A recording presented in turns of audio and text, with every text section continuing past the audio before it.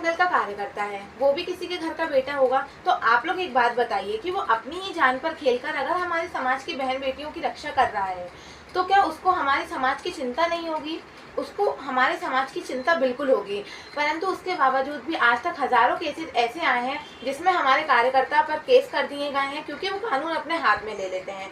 दूसरी बात आती है मुस्लिम कम्युनिटी के लोग की, तो आधे से ज़्यादा लोग तो यह सोचते हैं कि जो बजरंग दल है वो एक राजनीति संगठन है, और दूसरी बात कोई कोई तो ये भी सोचता है कि लव जिहाद के केसेस हमारे समाज में होते ही नहीं है, लव जिहाद जैसा हमारे समाज में कुछ होता ही नहीं है। तो मैं भी आपको एक केस बताती हूँ कि एक केस में ऐसा होता है जनरली कि जो मुस्लिम लड़कियाँ हैं वो हिंदू लड़कियों से जनरली बात करती हैं, वो अपनी दोस्ती बनाती हैं पहले, और फिर उनके ही भाई उन्हें लव जिहाद के केसेस में फंसा देते हैं।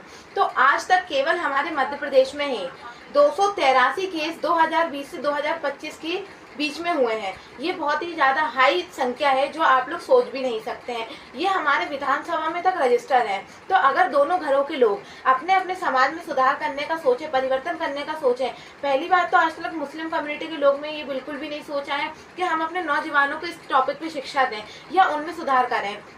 पर अगर दोनों ही समाज के लोग अपने अपने घरों में सुधार करेंगे तो ना केसेस बढ़ेंगे, ना हिंसा होगी, और हमारे देश का पैसा और अमन दोनों ही बढ़ेगा।